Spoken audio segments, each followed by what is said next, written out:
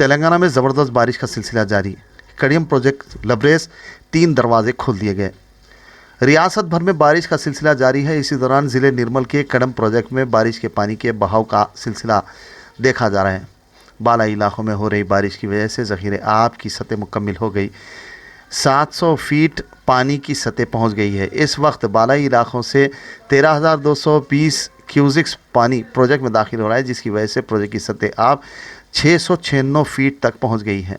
ज़ख़ीरे आब की सतह मुकम्मल होने पर ओहदेदारों ने 3 गेट्स खोल दिए और 29,889 क्यूजिक्स पानी नशबी इलाकों में छोड़ दिया।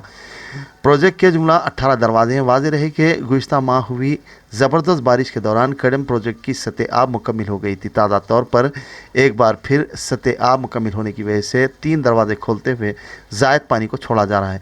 अवाम को इंतज़ामिया ने हिदायत दी है कि वो चौकस रहें। इस तरह पानी का बहाव जारी रहा तो मज़ीद गेट्स खोलने के इम्कानात पाए जाते हैं।